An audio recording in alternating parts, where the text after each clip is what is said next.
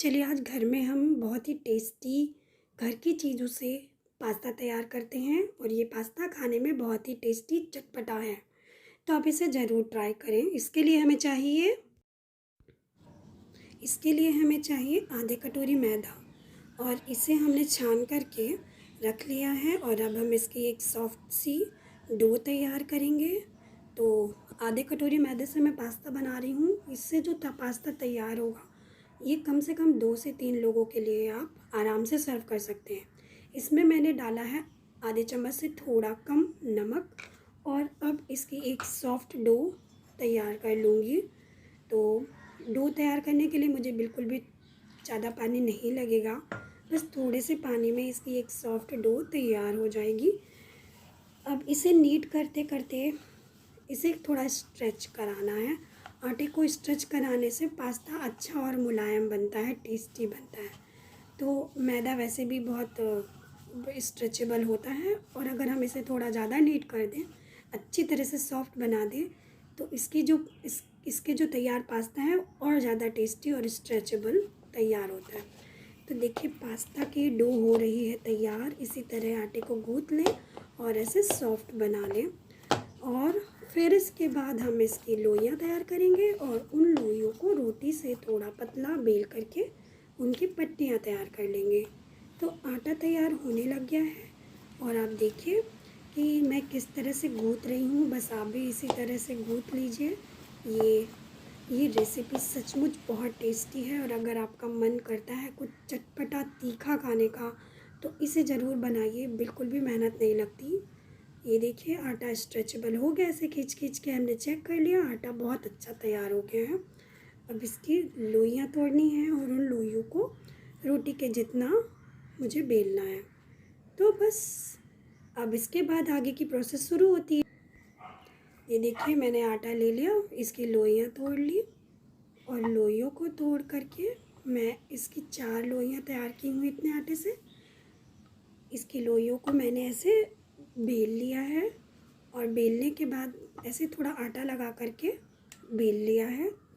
इसके बाद जब ये रोटी के जितना हो जाएगा तो उससे 1-2 बेलन और चला करके मैं थोड़ा सा और पतला कर दूँगी। तब इसकी छोटी छोटी पतली पतली मैं पट्टियाँ काट लूँगी चाकू की हेल्प से। आप देखिए मैं चाकू की हेल्प से कैसे पट्टियाँ काट रही हूँ। ये स्ट्राइप जब तैयार हो जाएंगी तो हम इसमें आटे की डस्टिंग करके इसे साइड में रख देंगे। तो देखिए आप चाहें तो और पतली पट्टियाँ काट सकते हैं, तो ये बिल्कुल नूडल्स की तरह दिखाई देगा। लेकिन आप ऐसे रिबन के शेप में भी पट्टियों को काट सकते हैं। और जब ये रिबन तैयार हो जाते हैं तो पास्ता जब आप पकाएंगे तो ये बहुत सुंदर दिखाई देंगे, कभी नहीं टूटेंगे, कभी नहीं चिपकेंगे, गारंटीड। ये पास्ता मैंने बहुत बार बनाया है तो और टेस्टी तो इतना कि मार्केट का पास्ता आप बिल्कुल नहीं खाना चाहेंगे इसके आगे, बहुत टेस्टी बनता है। तो देखिए पट्टियाँ तैयार हो रही हैं और अब इसी तरह मैं पूरे चारों लोइयों की पट्टियाँ ऐसे ही बना करके तैयार कर लूँगी।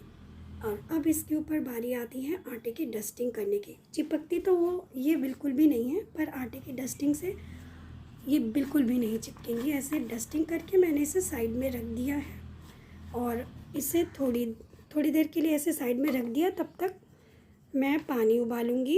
एक भगोने में करीब 1 लीटर के करीब पानी उबालूँगी। उसमें डालूँगी 1 टेबल स्पून से भी कम एडिबल ऑयल, जो भी आप खाते हो, रिफाइंड, मस्टर्ड, जो भी आप यूज़ करते हो वो डाल दीजिए। 1 चम्मच से भी कम तेल डाला है मैंने, बहुत कम तेल डाला है।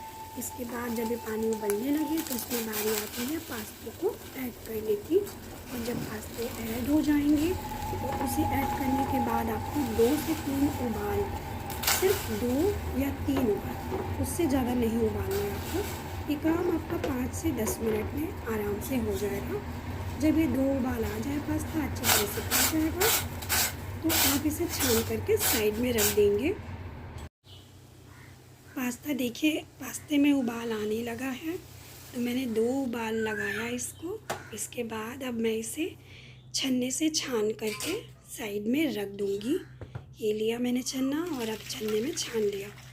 इसके नीचे बचे हुए पानी से आप आटा वगैरह गूँथ सकते हैं बहुत आराम से। तो अब ये पास्ता हो गया रेडी, रिबन तैयार हो गए। अब हम इसका तड़का तैयार करते हैं। तो ये रिबन पास्ता साइड में रख देते हैं और आप इसे देख लीजिए चेक करके, ये बिल्कुल नहीं चिपका होगा। इवन ठंडा होने के बाद भी ये नहीं चिपकता, कहीं से भी कुछ भी नहीं चिपकेगा, एक एक रिबन अलग हो जाएगा। तो ये देखिए कितना सुंदर दिखाई दे रहा है ना। अब आती है बारी फ्राई करने की।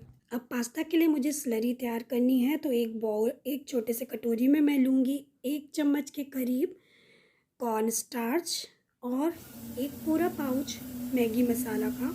कॉर्न स्टार्च के साथ मैंने मैगी मसाला मिला दिया और इसे अच्छी तरह से मिलाना है। अब इसमें मैं डालूँगी 1 चम्मच के करीब सोया सॉस और 1 से 1.5 चम्मच के करीब मैं डालूँगी केन विनेगर यानी कि गन्ने का सिरका।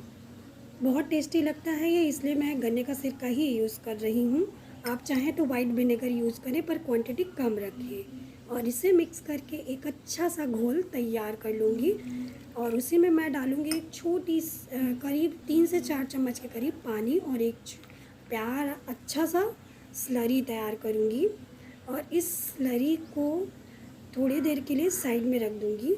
तो देखिए मैंने माप के लिए छोटी सी प्याली यूज़ की है इन सबको तड़का तैयार करने की। तो एक कढ़ाई में मैंने रिफाइंड ऑयल लिया है 2 से 3 चम्मच के करीब, उसमें डाल दी है कुटी हुई लहसुन, कुटी हुई अदरक और अब इसको थोड़ा सा भूनना है। मुझे बहुत ज़्यादा रेड नहीं करना है या ब्राउन नहीं करना है, बस थोड़ा सा भूनना है। उसके बाद इसमें डाल दिया मैंने आधा कटा हुआ प्याज, बारीक कटा हुआ प्याज डाल दिया और अब इसे ही मैं थोड़ी देर भूनूंगी जब तक कि ये थोड़ा ट्रांसलूसेंट ना हो जाए और तब तक इसमें से भूनती हूँ। जब ये तैयार हो जाएगा भून करके तब मैं इसमें ऐड करूँगी एक बड़ा टमाटर, बारीक कटा हुआ टमाटर मैं इसमें यूज़ करूँगी। तो प्याज मेरे तैयार हो रहे हैं, तब तक मेरी इधर स्लरी भी तैयार है। उस स्लरी का यूज़ हम अभी इसमें करने वाले हैं। तो देखिए प्याज भून करके तैयार हो रहे हैं और मैंने इसमें डाल दिया टमाटर और अब मुझे इसे भी थोड़ी देर तक भूनना है जब तक ये अच्छी तरह से गल ना जाए। टमाटर जब मेरे गल जाएंगे तब इसमें मैं ऐड करूँगी अपनी वो स्लरी जो मैंने कटोरी में बना करके रखी है। इसी में मैं डाल देती हूँ इसमें आधा चम्मच से थोड़ा कम नमक पास्ता में भी है तो इसमें थोड़ा कम डालना है मुझे, आप भी कम डालें अपने स्वाद अनुसार। तो ये मेरे टमाटर भून चुके हैं, अब बारी आती है इसमें उस स्लरी को ऐड करने की। टमाटरों का गल जाना बहुत ज़रूरी है। तो देखिए टमाटर गल गए और अब मैंने ये जो स्लरी तैयार की थी उसे डाल दिया है और अब मुझे लगेगा कि थोड़ा गाढ़ापन ज़्यादा है तो मैं इसमें 2-4 चम्मच पानी और ऐड कर दूँगी। तो मुझे लगता है ये थोड़ा सा ठीक है। तो अब इसमें मैं उसी कटोरी में थोड़ा पानी डाल करके 3 से 4 चम्मच ऐसे हिला देती हूँ और उसको इसमें ऐड कर देती हूँ। तो ये पानी डाल दिया और इस मिक्सचर को थोड़ा पकाना है। देख लीजिए कितना पकाया मैंने, बस हल्का हल्का बबल आने लग गया। इसके बाद ऐड कर देती हूँ इसमें पास्ता। अब इस पास्ता को मिला करके हल्के हाथ से ऐसे चलाते जाना है। आप देखिए पास्ता बिल्कुल नहीं टूट रहा है, वो मसालों के साथ बहुत अच्छी तरह से असेंबल हो जा रहा है।